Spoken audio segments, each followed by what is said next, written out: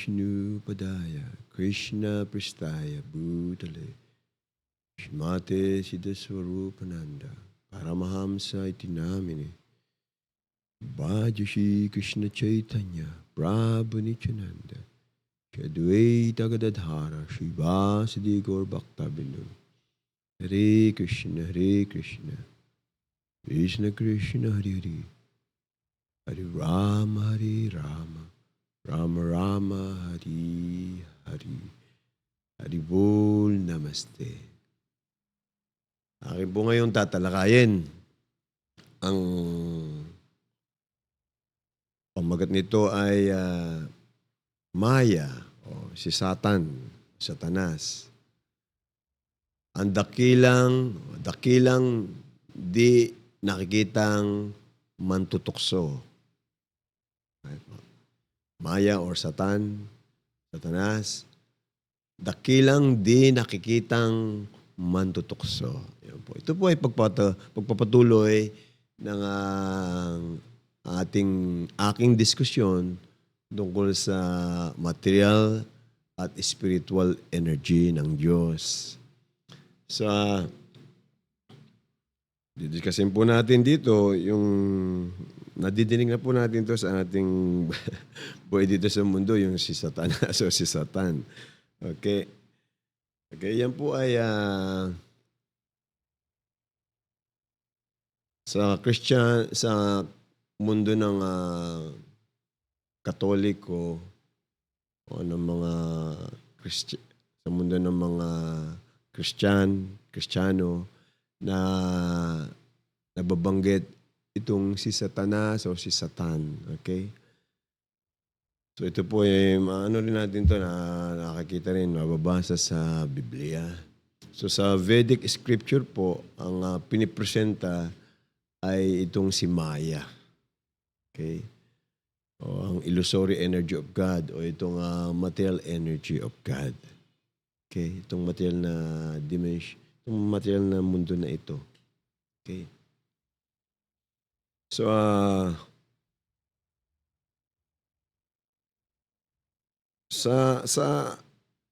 sa pangusap po ng aking mahal na grandfather, spiritual master, si A.C. Bhaktivedanta Swami Prabhupada, sinabi po niya sa isang kardinal, si Cardinal Danielo. Ito po ay nasabi niya kay Cardinal Danielo sa kanilang pag-uusap sa Paris noong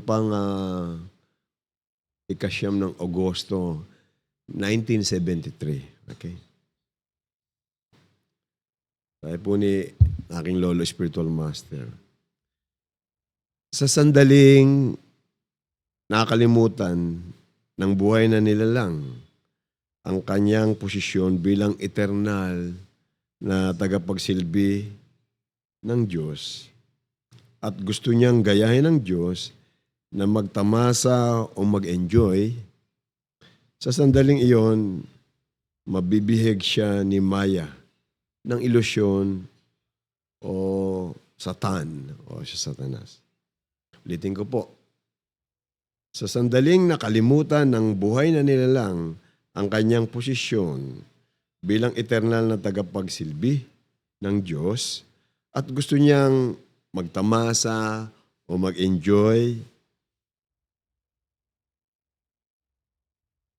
sa sandaling iyon, mabibihag siya ni Maya ng ilusyon o ni Satan. Okay po. Agad-agad po tayong makakapture, magiging bilanggo ni Satanas, ni Maya, o ng illusory energy of God. Oras na, sa sandaling nalimutan natin na tayo ang eternal na tagapagsilbi ng Diyos. Tayo ay anak ng Diyos. Dapat ay nagpapailalim sa pagmamahal ng Diyos. Sa pagsisilbi, dapat tayo nagsisilbi sa Diyos. So, oras na mangyari yun at gusto nating mag-enjoy, maging peking enjoyer, okay, ng mga energy ng Diyos. Agad-agad po. tayo ay nalulukuban, natatakban ni Maya, ni sa Satanas. Okay po. So, tayo po ay mga espiritual na nilalang. Dahil po tayo mga espiritual na nilalang, anak po tayo ng Diyos, magaganda po ang ating katangian. Tayo po ay may natural na pagiging eternal. Wala po tayong pagtigil sa pag-iral. Buhay po tayong nilalang. Tayo mismo ay buhay. Buhay po tayo. Kaya po tayo ay patuloy at patuloy, eternal po tayong iiral. Pangalawa po, punong-puno po tayo ng kamalayan. May kamalayan po tayo. Buhay tayo at meron tayong kakayahan na mamalayan, malaman, madama. Yung mismong ating pag-iral na tayo umiiral. Malaman natin na merong mga umiiral na ganito, ganyan, ganito, ganyan. Meron tayong kamalayan sa ating kapwa, sa Diyos, sa ating spiritual na relasyon sa kanila. Meron tayong spiritual na kamalayan, kaalaman, karunungan. Okay po. Ito po yung natin na original na spiritual na kondisyon. Yung hindi pa po tayo nababalutan ng ilusyon. Tapos po tayo ay spiritual na lang, lagi-laging umiiral, may kamalayan na spiritual.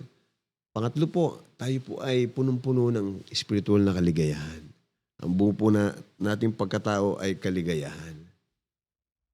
Maligaya po ang ating pag-iral. At ang dahilan po ng kaligayahan na yun ay yung ating pag-ibig sa Diyos. Namalayan natin ang Diyos, andyan siya at lubos-lubosan natin siyang minamahal. Yun po yung nagdudulot sa atin ng hindi kayang abutin ng ating imahinasyon na kaligayahan, spiritual. Okay po. So, oras na tayo ay bumitaw sa constitutional position natin na tayo tagapagsilbi ng Diyos. O sa tumanggi tayo doon, agad-agad po, yung ating kamalayan na spiritual. Okay? Kasama yung eternality natin, kaligayahan. Kamalayan sa lahat-lahat ng spiritual. Yun po ay matatabunan ng impluensya ng material energy. Okay po.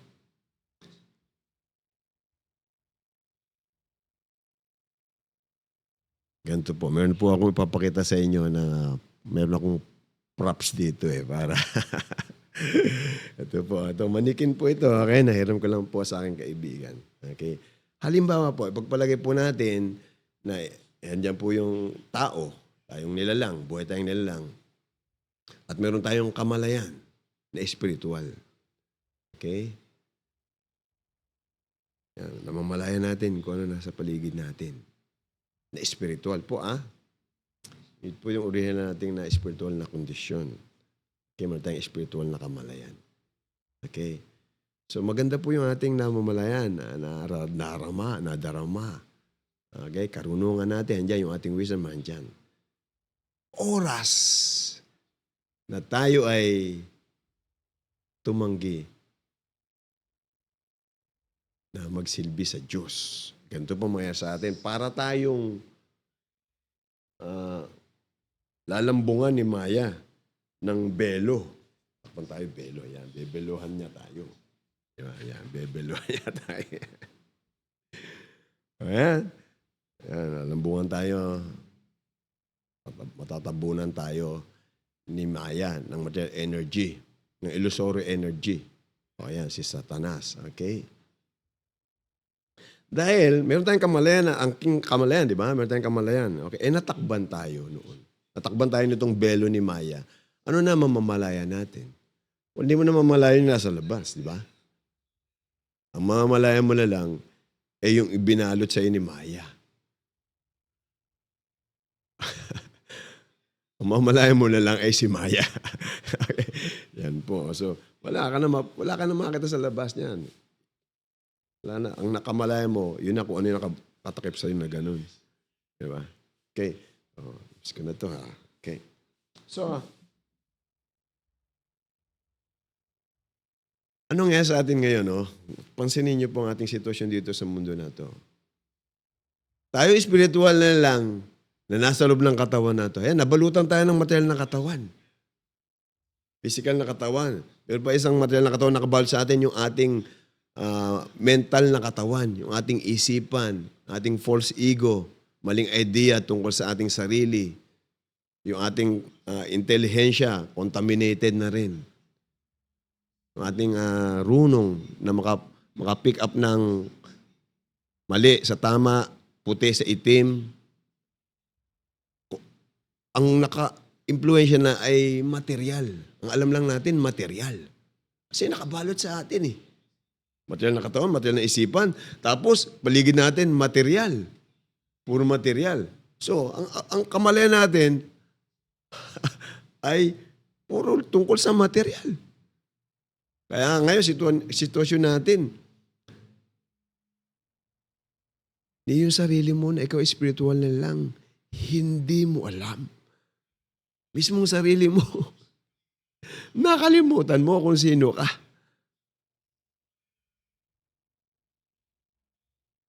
Diba nakakalungkot yan? Kasi nga, yan sa matinding impluensya ni Maya, binalutan tayo ng material Pinalibutan tayo ng material.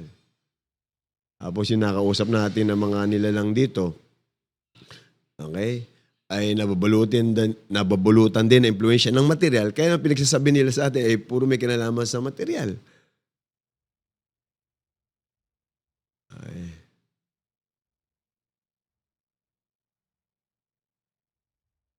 So, dahil nababulutan tayo ng material, paligid natin puro material, ano pa yung ang ahangarin natin? Kundi puro material. Isa lang yung namamalaya natin material Maski nga po yung tinatawag natin dito na siyensya, nagsasabi, nagtunuturoan tayo, ini-educate tayo. Okay? Ini-educate tayo kuno. Na ang umiira lang ay material. Matter only theory. At yung buhay ay galing din sa material, produkto ng material. Malasan lang alam na dalawa yung umiiral na energy. Isang patay na material na energy at buhay na spiritual energy. So dito natin makita yung lakas, yung kapangyarihan ni Maya na tayo ay ilagay sa kamangmangan. Kalimutan natin kung sino talaga tayo. At ang sabi ng materials, ang mensahe sa atin ng mga material na bagay, sa aking kaliligaya, ako ang magpapaligaya sa iyo. Tinutok sa tayo, tikman mo ako. Lasahan mo ako. Masdan mo ako. Amuyin mo ako. Isipin mo ako. Diba? Namnamin mo ako. Ako magpapaligaya sa iyo. Sa mga gusto talagang makalimutan ng Diyos, sakay na sakay sila sa gano'n na mensahe ng material nature. Ngayon po, mayroon pa po akong babasahin sa inyo na mensahe ng isang pure devotee ng Diyos. Okay? Ang pangalan po niya ay Srila Tusta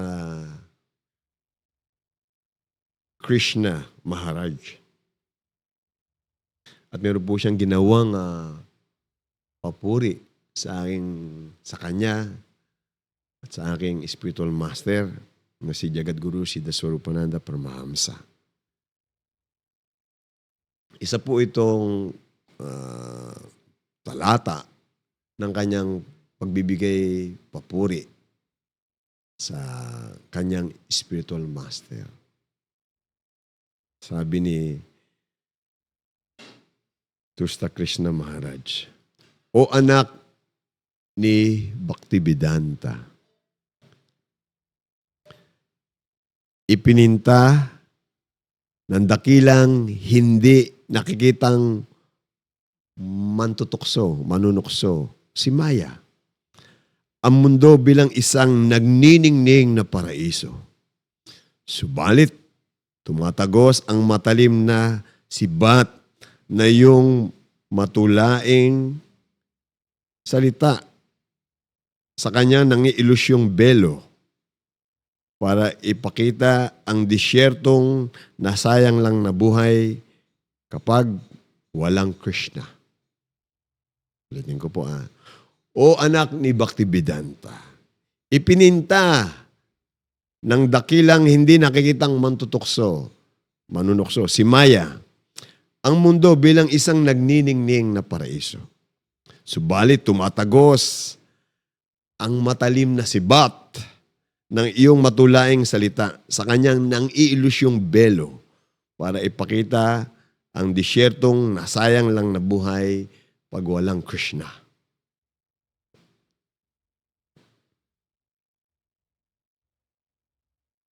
O anak ni Bhaktivedanta, si Jagadguru Siddha Swarupananda po ang aking mahal na spiritual master.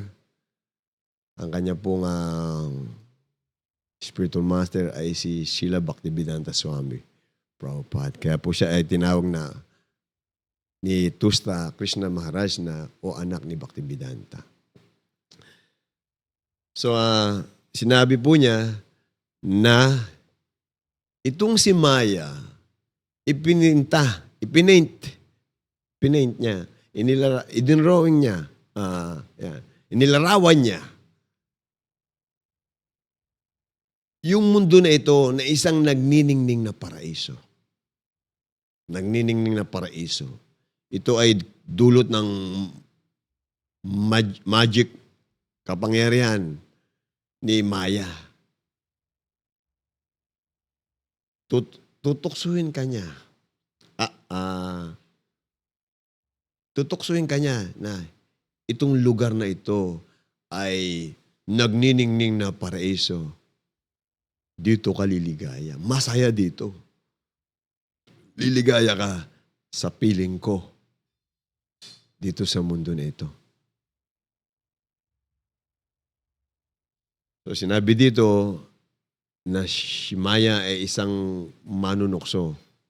Isa siyang tukso. Na ang hatid sa'yo, "Come to me. Dito ka sa akin." Liligaya ka sa piling ko. Hindi ka liligaya sa piling ng kahit sino pa man, kundi sa piling ko, piling ng material energy. So makakalimutan mo ng kaligayahan mo ay matatagpuan mo sa devosyonal na pagsisilbi sa Diyos. Sa paggawa ng iyong constitutional position na magmahal sa Diyos. Okay? So sabi pa ni Tusta, ito na yung kanyang sinabi patungkol sa kanyang spiritual master. Subalit, tumatagos ang matalim na sibat ng iyong matulaing salita sa kanya nangiilusyong belo para ipakita ang disyertong nasayang lang na buhay pag walang Krishna. Diba? So, ito po tayo Ang tao na ilusyon ni Maya. Okay, meron siyang belo na tumatakip sa kanya, belo ng ilusyon. Okay. So, napakakapal nito. Kasing kapal nitong material energy. Okay, so paano makita yung spiritual energy? Paano kung mamamalayan yung pag-iral ng spiritual? Ang kapal-kapal ng belo ni Maya. Okay. Makapangyarihan yung belo ni Maya. Subalit, sa pamamagitan ng asosasyon ng representative ni Krishna. So, ang pagitan ng asosasyon, okay, connection kay Krishna, sa pamamagitan ng kanyang representative. Okay. Yung salita ni Krishna, salita ng spiritual master, ay lulusot, tatagos. Okay. Doon sa makapal na belo ni Maya. Parang sibat, matalim. Napakatalim. Tatagos yan. Magpe-penetrate sa material energy. Sa impluensya ni Maya. Okay. At madidinig mo, mamamalayan mo, hey, spirit soul ka. Hindi ka material. Anak ka ng Diyos, anak ka ni Krishna. Ang talagang tatay mo si Krishna.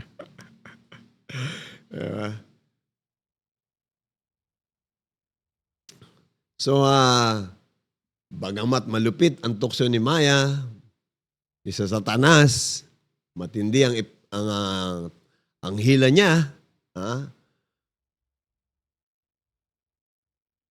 dahil sa impluensya ng Diyos at ng representative ng Diyos, mamamalayan natin na tayo ay spiritual. Sabi pa ni Panginoong Krishna, ng mismong Panginoon Diyos, sa Bhagavad Gita, 7 kapitulo, 14 na talata. Okay, sabi po ng Diyos. Ang kataas-taasan po ng Diyos Krishna. Ang makadiyos na energy ko na ito, na binubuo ng 3 paraan ng material na kalikasan, ay mahirap malagpasan. Pero yung mga sumuko sa akin ay madali lang matatawid ito. Ulitin ko po. Ang makadiyos na energy ko na ito, referring po ito, tinutukoy po niya ay si Maya, ang material energy. Ang makadiyos na energy ko na ito, na binubuo ng 3 paraan ng material na kalikasan, ay mahirap malagpasan. Pero yung mga sumuko sa akin, ay madali lang matatawid ito. Sa English po, sabi po ng Diyos, this divine energy of mine, consisting of the 3 modes of material nature, is difficult to overcome. But those who have surrendered unto me can easily cross beyond it. So sabi po ng Panginoon Diyos, this divine energy of mine. So ito pong material energy, si Maya, this is a divine energy of God. Ito po ay makadiyos na energy ng Diyos. Ay po. Ibig po sabihin, si Maya po, ang illusory energy po, o natawag nating Satan, ay devotee po yan ng Diyos. Ginagawa lang po niya yung kanyang gawain, responsibilidad na binigay sa kanya ng Diyos, na tayo ay panatilihin sa pagkalimot sa Diyos, sa ilusyon. Tayo material, tayo ay taga rito sa mundo na ito, at ang ating gampanin ay magpagsilbihan yung mundo na ito at yung mga nanirahan dito na nakalimot din sa Diyos.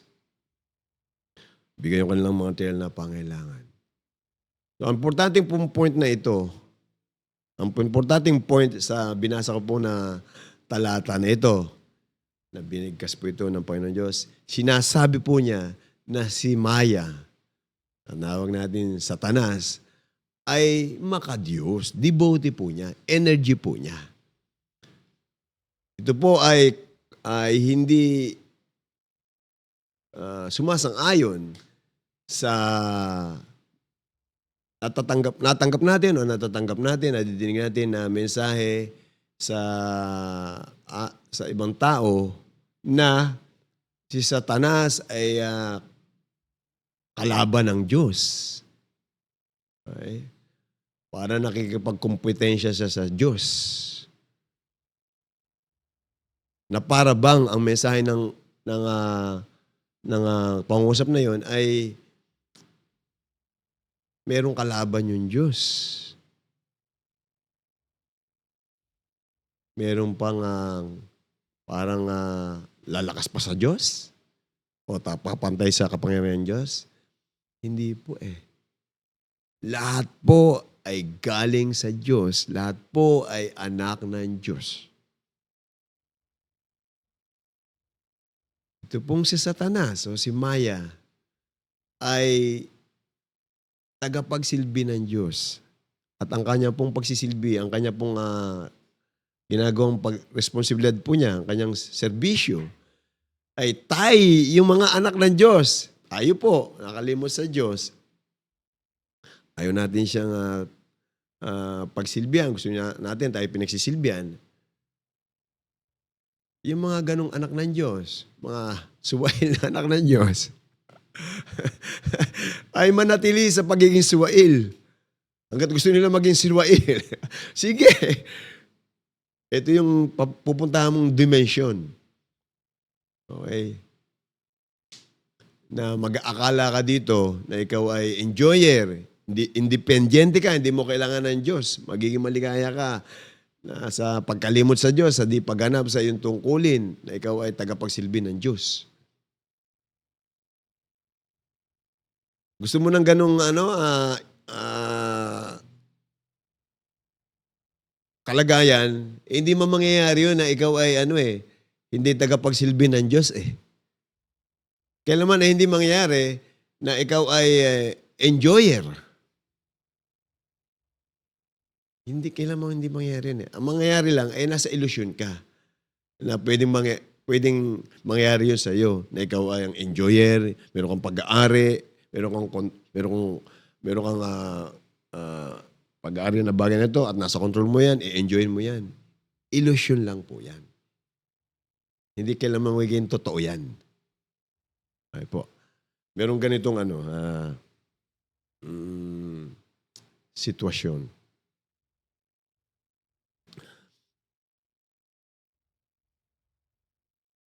Merong isang bata. Okay? Tapos nandiyan yung isang tatay niya. Yung tatay niya. Sabi ng bata, Tay, ang ganda ng buwan. Yun ang ganda ng buwan. Gusto ko yan, akin yan. Gusto ko yan. Makuha yan. Okay. Inisip niya, mag-e-enjoy siya pag nasa kanya yung buwan. At inisip niya, kaya niyang mapasa kanya yung buwan. Alam niyo tatay na hindi naman pwede mangyari yun. Imposible mangyari. Never na mangyari yun. So, ang ginawa ng tatay, binigyan na ng salamin yung bata. Tapos, inano niya yung salamin doon sa buwan. O yan, salamin na. Andiyan na yung buwan. O, ayun. O, yun bang reflection nung buwan doon sa langit, andiyan na sa buwan. O, ayan na yung buwan. O, sa'yo na ngayon yan. Ayan, sa'yo na yan. Tuwan-tuwa yung bata, yay! Akin na yung buwan! Enjoyin ko na yung buwan. Ganda. Akin na itong buwan. O, ito. O. So, ang punto rito sa kwento na ito, binibigay lang sa atin ng Diyos ay yung ilusyon na ikaw ay enjoyer, na ikaw ay hindi niya tagapagsilbi, na ikaw ay material, na ikaw ay ligaya sa material. Hindi po yan katotoo. Hindi yung kailanmang mangyayari. Eternal kang spiritual na nilalang. Eternal kang tagapagsilbi ng Diyos. At habang narito ka nga sa mundo na ito, pinagsisilbihan mo itong si Maya, sinusunod mo si Maya. Napapailalim ka sa batas ni Maya, ni Satanas. Pinagsasilbihan mo siya. So ito ay indirektang pagsisilbi sa Diyos. Ang pinagsisilbihan mo yung kanyang energy. So kailanman tayo ay hindi magiging master, enjoyer, independent. Lagi po tayong mananatili na tagapagsilbi ng Diyos. So, ang pinaka-problema po natin ay itong ating tendensiya na magsilbi. Servant po tayo eh. Okay. Ay hindi natin, inalis natin sa Diyos. Okay. Inalis natin yung tendency natin, yung sa loobin natin na magsilbi, na natural na nakalaan sa Diyos, ay inalis natin. Po. Ang dapat po natin sanang gawin ay muli natin ituon, idireksyon yung ating natural na tendency na ito na magsilbi sa Diyos. Lagay natin to sa dapat nating paglagyan. Sabi pa din po ni Bhaktivedanta Swami sa kanyang pagpapaliwanag o purport sa Srimad Bhagavatam, ikalawang kanto, ikaunang talata, ikaunang kapitulo, ikalabing talata. Sabi po niya, simula sa mataas na pinuno ng gobyerno, pababa sa isang mahirap na pulubi sa kalye. Ang lahat ay may ginagawang pagsisilbi sa ibang tao. Ang perfeksyon ng ganoong saloobin na magsilbi ay makakamit lamang sa simpleng paraan ng paglilipat ng hangarin na magsilbi mula sa material pa espiritual o mula kay Satan papunta sa Diyos. Ulitin po natin. Simula sa mataas na pinuno ng gobyerno, pababa sa isang mahirap na pulubi sa kalye. Ang lahat ay may ginagawang pagsisilbi sa ibang tao. Ang perfeksyon ng ganoong saloobin na magsilbi ay makakamit lamang sa simpleng paraan ng paglilipat ng hangarin na magsilbi mula sa material pa espiritual o mula kay Satan papunta sa Diyos. Loving mammon to loving God. Loving the material world to loving God. Loving Satan to loving Krishna. Serving Satan to serving God. Serving Maya to serving Krishna. Ito pong dapat natin gawin. Kailangan po natin maunawaan ang ating pong tunay na espiritual na pagkatao. Kailangan po natin na tamang edukasyon. Sa tamang educator, spiritual educator, si Krishna o yung kanyang kinatawan, kanyang pure devotee. Ganun pa rin po. Babasahin ko po itong isang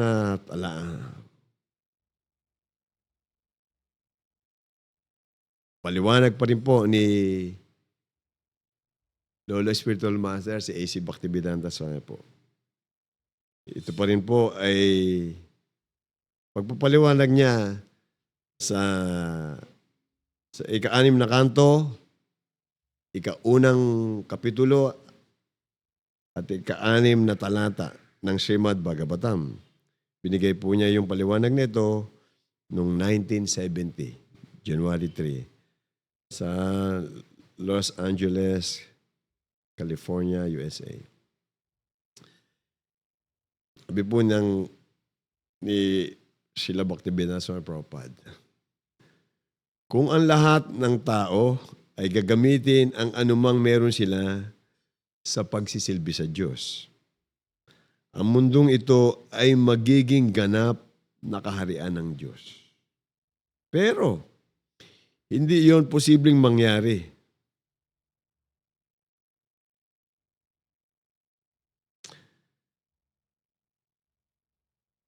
Dito ay may isang sumasalungat na elemento na kung tawagin ay si Maya or Satan, na kumikilos kontra sa ganitong prinsipyo. Kaya huwag kayong umasa na lahat ng tao ay magiging may kamalayan sa Diyos o may kamalayan kay Krishna. Hindi yun posible dahil ang material na mundong ito ay lugar kung saan si Maya ang nangingibabaw. Ang ibig sabihin ng si Maya ang nangingibabaw ay ang pagkalimot sa Diyos ang nangingibabaw. Ulitin ko po. Kung ang lahat ng tao ay gagamitin ang anumang meron sila sa pagsisilbi sa Diyos, ang mundong ito ay magiging ganap na kaharian ng Diyos. Pero hindi yun posibleng mangyari. Dito ay may isang sumasalungat na elemento na kung tawagin ay si Maya o Satan o Satanas na kumikilos kontra sa ganitong prinsipyo. Kaya huwag tayong umasa na lahat ng tao ay magiging may kamalayan sa Diyos o may kamalayan kay Krishna. Hindi yun posible dahil si Maya ang... Hindi yun posible dahil ang material na mundong ito ay lugar kung saan si Maya ang nangingibabaw. Ang ibig sabihin ng si Maya ang nangingibabaw ay ang pagkalimot sa Diyos ang nangingibabaw.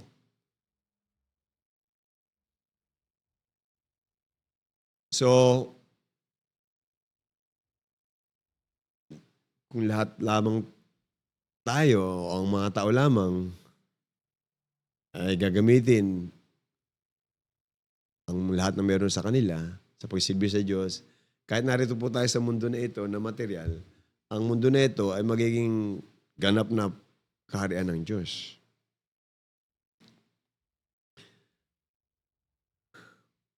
Basta po, yung ating kamalayan ay nasa kamalayan na tayo ay spiritual na lang, anak tayo ng Diyos, at lahat po ay pag-aari ng Diyos. Gamitin natin sa pagsilbi sa Diyos. Nasa kaharian po tayo ng Diyos. Kahit man tayo ay narito sa material na mundo na ito. Kasi sa totoo naman po, lahat ito ay pag-aari ng Diyos eh. Kung meron lang po tayong pananaw na gano'n at gagamitin natin ito sa pagsisilbi sa Diyos, sa pagbibigay ng kasiyahan sa Diyos, eh, wow!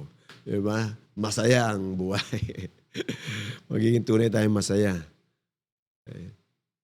Pero hindi yun posible dahil itong mundo na to ay mundo kung saan yung mga suwail sa Diyos ay narito. At ang trabaho ng mundo na ito ay panitilihan tayo sa pagkalimot sa Diyos. Pagkalimot sa ating relasyon sa Diyos. Pagkalimot sa ating tunay na espiritual na pagkatao. Ang layo ng mundo na ito ay panatilihin tayo sa pagkalimot na yon kasi yun ang gusto po natin.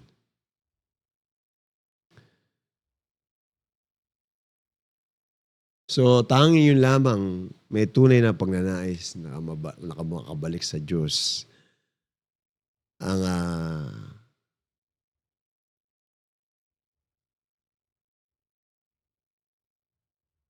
Ang magkakaroon ng kamalayan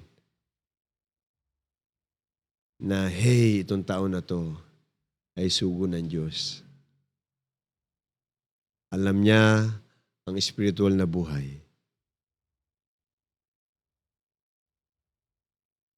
Matutulungan niya na ako na bumalik sa aking natural na spiritual na buhay. Hindi siya taga rito sa mundo na ito.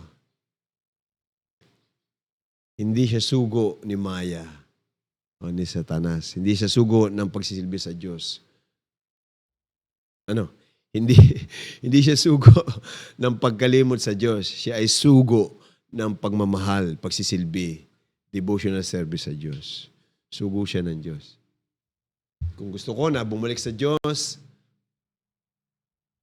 magsilbi sa Diyos, siya yung dapat kong lapitan.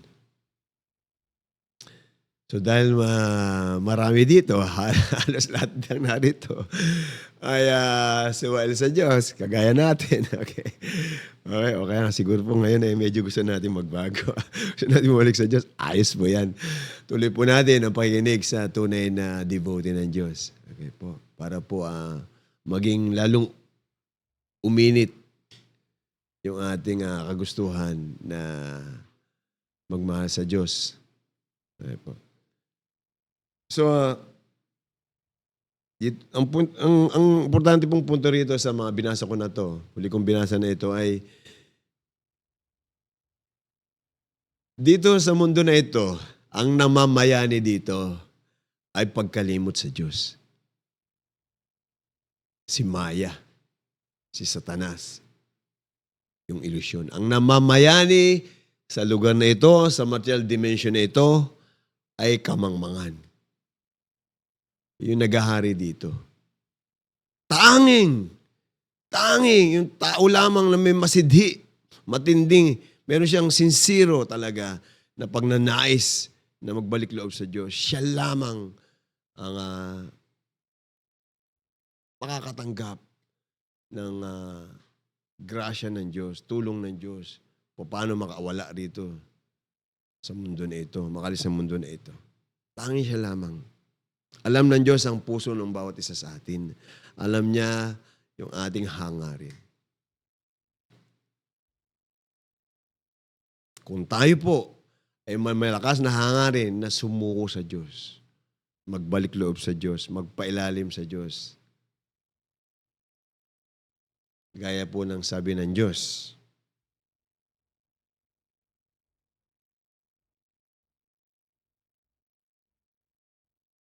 pero yung mga sumuko sa akin ay madali lang matatawid ito. Ang makadiyos na energy ko na ito, na binubuo ng tatlong paraan ng material na kalikasan, ay mahirap malagpasan.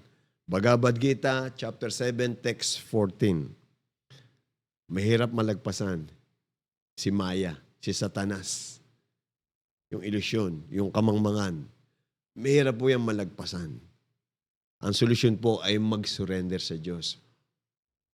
Mag-engage po tayo sa mga pamamaraan na hihilahin tayo sa pagsuko sa Diyos, sa devotional service sa Diyos. Yun po ang natatanging paraan para po tayo ay muling makauwi kay Lord, makabalik kay Lord. Mag-surrender po tayo sa Diyos. Kung di man po tayo nasa ganoong kalagayan, magdasal po tayo. Na tayo po ay dumating sa punto ng ating buhay, sa kondisyon ng ating puso, ng ating pagkatao, na tayo po ay sumusuko sa Diyos, sumusurrender sa Diyos. Gawin po natin ang mga hakbang, ang paraan, para po tayo ay dumating sa punto ng devotional service sa Diyos o pagmamahal sa Diyos. Kung ang gagawin po natin ay puro gawain na tayo po ay makakalimot sa Diyos, lalo talaga po makalimutan natin ng Diyos. Kung ang gagawin po natin ay gawain na pang mundo na ito, mananatili tayo sa mundo na ito. Dapat po natin gawin ay gawain na magpapaalala sa atin sa Diyos. Gawain na hihilahin tayo sa pagkakaroon ng malakas na hangarin na magsilbi sa Diyos, bumalik sa Diyos. Meron pong hakbang o proseso para po makamit natin iyon. Yung buhay po sana natin, na ngayon po meron tayong katawang tao. Gamitin po natin ito, itong katawang tao na ito. Katawang tao na may mataas na katalinuhan, may mataas na kamalayan. Ito po yung pinakamataas na katawan. Ito po yung katawang material na merong pinakamataas na kamalayan. Yung ating pong kamalayan, sa katawang tao na ito, ay may kakayahan na dumating tayo sa kamalayang espiritual.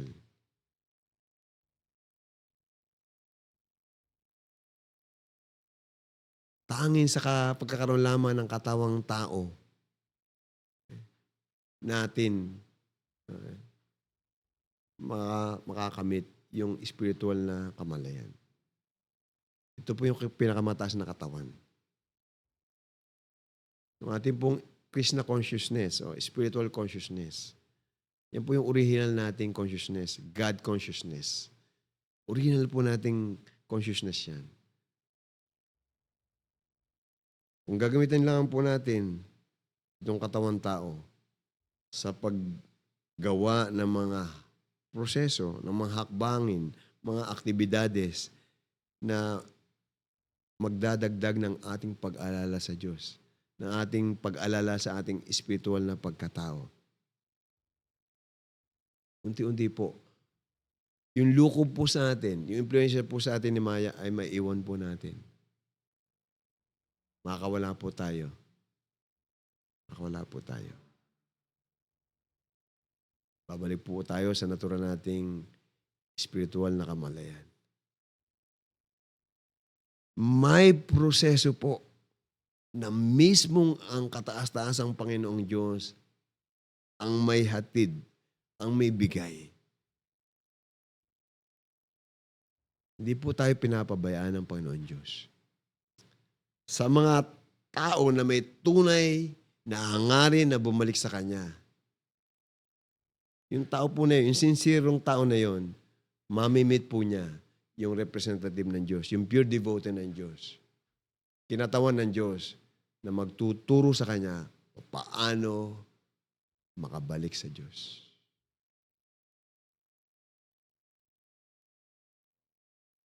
Man proposes, God disposes.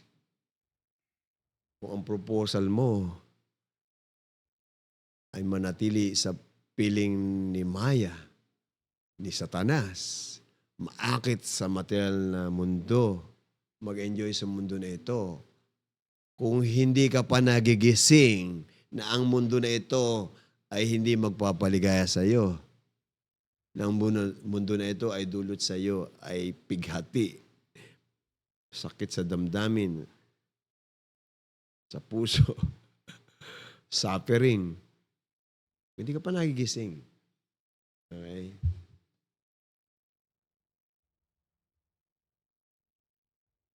Gusto mo pa rito sa mundo na ito,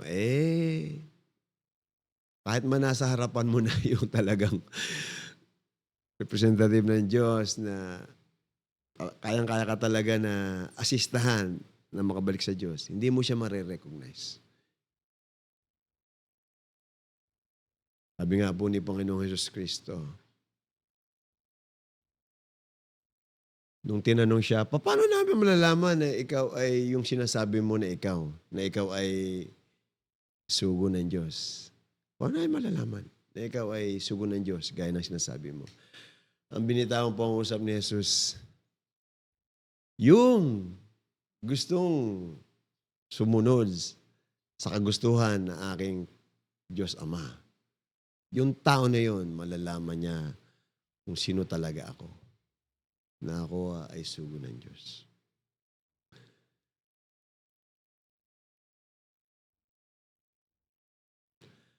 Ang sugo po ng Diyos ay may kakayahan na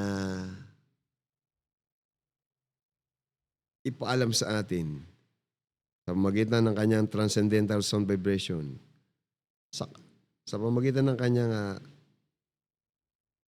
spiritual na salita, manunuot yun, susuot yung mensahe niya sa katawan na ito, sa isipan na ito na material. Madidinig natin yung mensahe niya na spiritual. Madidinig natin, ikaw ay spiritual. Unang-una, ipapabatid niya sa atin. Ng tunay na spiritual master, unang-una ipapabatid niya sa atin, ikaw ay spiritual, hindi ka material. At bibigyan niya sa atin ang pamamaraan para lalong tumindi yung ating pangunawa sa ating pagkatao na tayo spiritual. Bibigyan niya sa atin yung pamamaraan na ito ng pakikinig at pagsambit ng mga banal na pangalan ng Diyos.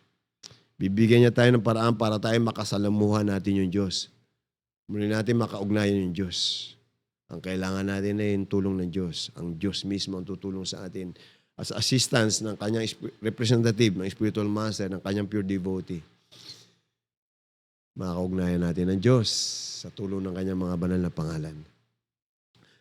So muli po, ako po ay nakikiusap sa inyo.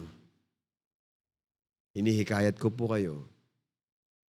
Lagi po natin gawin ang ibinigay na napakadaling proseso na ito ng Panginoon Diyos. Ang pagme-meditate sa mga transcendental niyang banal na pangalan. Kanyang transcendental, spiritual na pangalan. Maraming pong salamat. Putulin po muna natin ang ating pakipag-unayan sa material energy.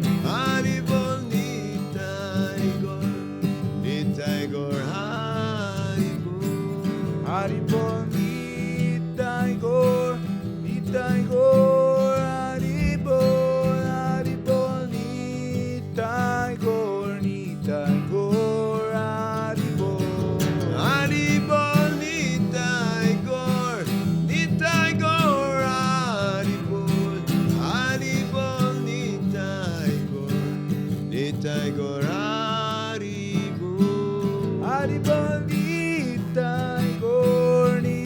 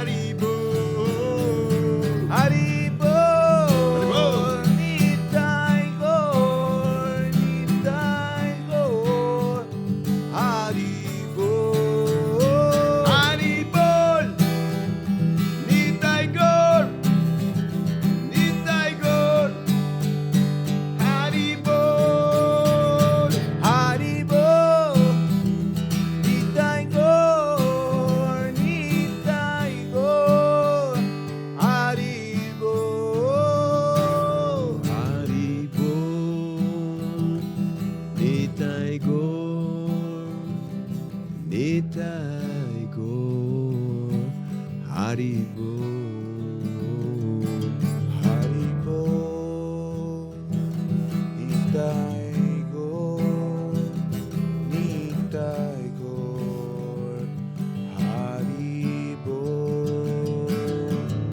Haribol, Nitaygor, Nitaygor, Haribol.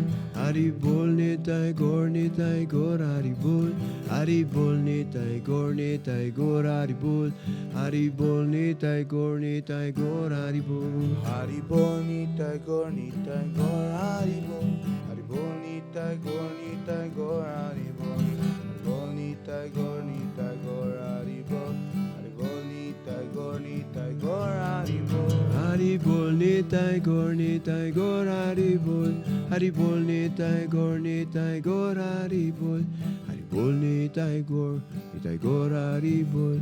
Haribol ni Taygor, Haribol.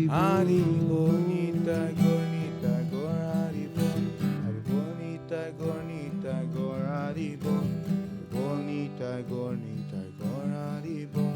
Haribol ni Taygor, Haribol. Haribol. Salamat po ng marami hanggang sa muli po. Haribol po. Namaste. Maraming salamat sa inyo lahat.